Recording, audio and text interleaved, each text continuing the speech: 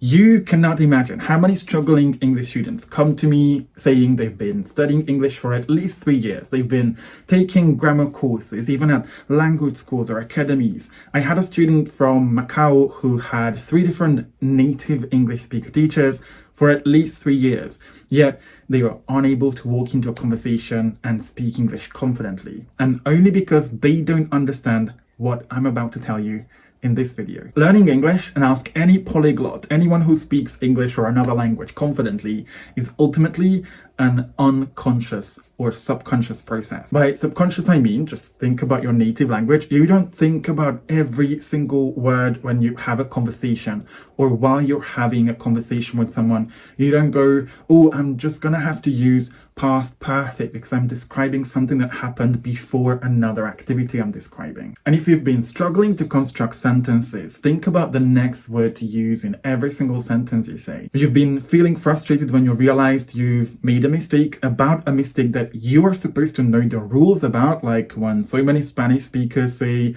people is when they know that the rule says people are, chances are you either haven't been taught or haven't learned to speak English as a subconscious process. Learning, which is what about 10-15% of English learners do, as opposed to studying, which is what the majority of people do who are struggling with their fear of making mistakes, not being able to put sentences together, helps you speak English more correctly and confidently, because as you already learned expressions and phrases, you wouldn't make so many mistakes, and you wouldn't always have to think about what perfect word to use next, what preposition to use, what's the perfect verb to use after a certain word, because complete phrases or even sentences would live in your long-term memory. And in this video, I'm going to share with you a couple of different ways I help my students supercharge their long-term memory so they can remember vocabulary way faster, better, and more effectively. The reason, for example, I'm able to speak to the camera without always thinking of the next word or messing up my sentences naturally as a Hungarian native speaker, and if you know anything about the Hungarian language, you know it's a completely different language from English, is because I didn't spend most of my time studying the rules, memorizing thousands of words, but I learned to speak English subconsciously, paying close attention, using more higher order thinking, associating, categorizing to not just understand information, but process information so they can become part of my long-term memory, and by practicing it by using the language in conversations, communicating and interacting. Struggling English students waste way too much time studying English like high school students, and I talk about this in an earlier video. They spend hours trying to understand grammar rules, complete grammar exercises, even spend time watching a teacher explaining grammar rules, whether it's on social media or in a live class at the language academy, or memorize thousands of words from social media posts, from websites, or lists of words in a book. I saw this all over Japan when I used to live there, but still can't use the grammar they studied correctly or remember the vocabulary that they memorized, let alone speak English confidently in a conversation. You speak your native language without always thinking, and you don't even understand most of the grammar of your native language. You didn't spend all of your time studying all the rules of your native language, completing exercises about it, listening to explanations on it. You didn't spend hours and hours memorizing words in your native language. Why would you think the same strategies, just because we learned English in a certain way back in school that didn't help anyone build their fluency, let alone their confidence in speaking English, would help you speak English fluently and confidently? Hello, welcome or welcome back to my channel. My name is Chubby. I'm an English fluency learning and language anxiety coach, originally from Hungary. And this is a channel for serious English learners, entrepreneurs, ambitious professionals, academics who want to learn how to remember more vocabulary more effectively and how to speak English more naturally, confidently, and comfortably with the help of focusing on their listening and their spoken interaction. So these are topics you're interested in finding out more about. Make sure you hit that subscribe button if you haven't yet. If you have, thank you so much for your subscription, and hit that bell as well so you get notified every time I upload content, so you can eventually use that all for your progress with your fluency and confidence. My students, after learning English in our community, usually come back with reviews like this. I started thinking in English. It has been a wonderful feeling. I changed my approach to words, the ways I was learning on my own. and drew my attention only to more effective ways of learning. The method is completely different. I joined the program just a few months ago. I can already see some good results. Thanks to its groundbreaking method, I've learned a lot of new vocabulary. So what is so different, so groundbreaking that helps them gain confidence every single day they practice with us? It all starts with understanding that language is not a piece of information that we are supposed to understand the rules of or memorize. And in school, we spend most of our time in English. I don't know about your experience in school. You can let me know in the comments. I spent 13 years, 8 plus 5 in the traditional Hungarian education system, watching the teacher explain grammar points and then spending a lot of our time just passively completing exercises. Let's not even talk about the boring translation exercises using the most complex grammar structures just because they were in exams, not because we were using them in everyday conversations. And teachers handed out a lot of these lists of words that we were supposed to memorize because we took tests where the point was to remember the word, not to know how to use it. And there's a huge difference between the two. Does someone build muscles because they spend hours and hours watching their personal trainer explaining things around their body, about their muscles, and then demonstrating workout exercises? Or does someone confidently drive from A to B in a city, let's say go to work or to the supermarket, because they studied the map for hours, because they kept thinking consciously when to turn left, when to stop? And yes, knowing about the muscles, about how your body works, what sort of workout exercises you should be practicing is really, really useful. Just like knowing those grammar rules is still crucial, but that's not what most effective English communicators spend most of their time on. If your goal is ultimately to speak English without always thinking, worrying about the next word, getting stressed about how many mistakes you make, if you don't want to keep translating, thinking in English, always spend way more time actively listening to and reading the type of English that you can expect to use in real life conversation. And as you're learning some specific aspects of the language, like a specific grammar structure, like the second conditional, or a topic of vocabulary, like different expressions to talk about things you like or dislike, spend less time trying to understand why people say those things, accept them the way they are, and spend more time looking at and attentively listening to examples of that grammar structure. Let's say I give you these few sentences as examples. Jorge is crazy for doing a bungee jump.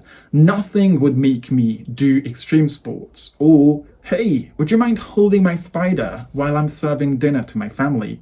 I don't want to offend you, but nothing would make me touch that animal. Or, how could Yuki cancel that dream trip to Bali? I'd give my right arm for a chance to walk on those rice fields and watch sunset. Or, we've been so exhausted working in the office for months, I'd give my right arm for a chance to take a few days off. Now, I guess I don't have to spend a lot of time explaining what these two expressions mean. You would probably know that nothing would make me is an expression we use to talk about things that we don't feel like doing, and I'd give my right arm for a chance to is an expression we can use when we talk about things we love doing. And even if my students don't exactly understand what these different expressions mean because they've only seen it like once or twice, that's perfectly fine, because we need to keep seeing and listening to and then using these expressions over time for them to become part of our long-term memory. And if you're interested in how all of this is eventually going to help you remember more vocabulary,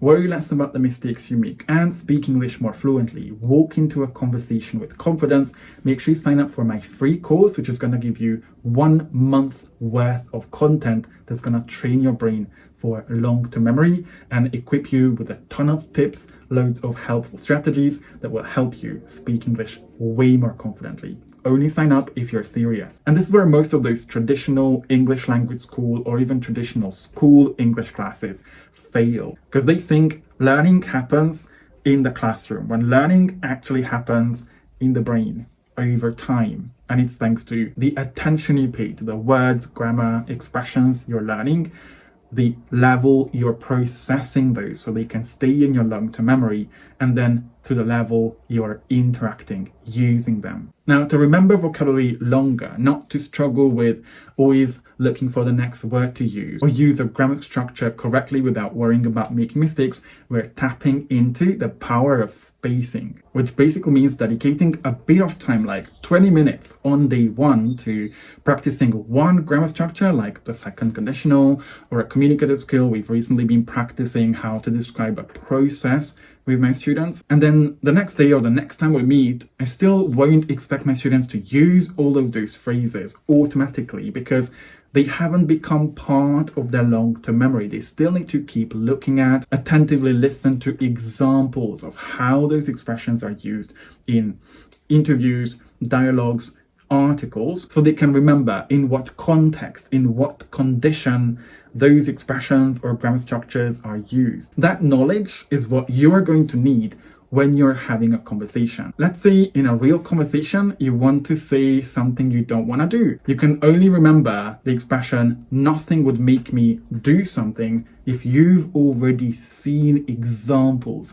of how that sentence was used, then practice using it over time so thinking about it becomes automatic. So the thing about this spacing effect is not just trying to make sure that we spend a bit of time practicing the same thing over time instead of spending an hour and a half just studying one thing and then seeing no results, is that it's supposed to ultimately help you let your hands go so you can walk into a conversation without always looking at those phrases and expressions or constantly remembering them, and then speak with words automatically coming out of your mouth. Just like a parent would help you ride the bike by letting you ride that bike, constantly spending more time letting go of you as you're riding that bike. So again, as opposed to what these traditional English academies or language schools do, which is just giving loads of classes on grammar structures, lists of words or expressions, but then not teaching their students how to find that confidence in themselves and build long-term subconscious memory of expressions, learning to speak English fluently and confidently is really all about learning for long-term memory. It's a process, and you won't have any problems thinking about the next word if you spend loads of time actively listening, whether it's movies you watch, series, interviews on YouTube or anywhere else that have the type of language, the grammar, the vocabulary, the communicative skills that you expect to use in your real life conversations. Let's say if you're a lawyer, probably watching loads of legal dramas specifically catered for the topics you're dealing with would probably equip you with loads of technical vocabulary and the type of conversations people talking about law would have. In the meantime, and this is what we focus on a lot with my students, double down on specific grammar structures, a topic of vocabulary or a communicative skill, and it could be talking about things you like or dislike, sharing a story in an engaging way, or explaining the process of something by looking at a bunch of examples over time so your brain gets used to all those first unfamiliar expression, and when it sees the patterns, how, for example, every sentence you see in the past that use would eventually help you understand that would is something we can use to talk about things we used to do back in the past but no longer do. If you focus on speaking training, which is basically moving away from constantly looking up those words and expressions and really trying to train your brain to remember them, recall them when you need to use them, we in our international community of the Proficiency Fortress, which is my signature fluency program, have a dedicated class to speaking training. We call them speaking boosters, where 3-4 people in small classes have the chance to practice a specific grammar structure, vocabulary topic, or a communicative skill that they can get better and better and better at, which are kind of like workout sessions in the gym. I don't spend or waste too much of my students' time explaining grammar structures that they could look up for free on the internet. I help them understand why people use those things, but we spend most of our time practicing how to use those rules. And maybe at the beginning of practicing those new grammar structures, my students need to take time. They might speak slowly, they might have to think, but the way I design those activities always help them get better and faster at using those expressions so they can communicate effectively, which eventually leads to the fourth step that you need to be making sure you spend time with, which is communicating and interacting with people. By this stage, if you're learning English as a subconscious process by paying close attention, using those higher order skills I always talk about including in this video, plus practicing, training your speaking skills, you wouldn't have any problem walking into a conversation, worrying about making mistakes or saying the perfect word, because all those phrases and expressions would exist in your long-term memory, which is the whole point of learning to speak a language fluently. So learning to speak a second language with an open mind takes a bit of planning, consistency, and courage. But if speaking English is important to you, you can either choose to keep studying English the traditional way, like back in school, like a high schooler, knowing a lot of rules, watching hundreds and hundreds of videos, live classes on how to use a specific grammar structure, but never actually practicing it, and then ending up making a lot of mistakes and forgetting vocabulary. Or you can choose to pluck up the courage and say, if so many other people before me have learned to speak English confidently, just because they took responsibility, they stayed consistent, they built a growth mindset by tapping into their confidence, I can do that too, and focus on a more active way of building your communicative skills by focusing less on studying English as if it was a school subject and practicing it like a living, breathing skill that is going to change your entire life. Which of these two ways are you going to choose?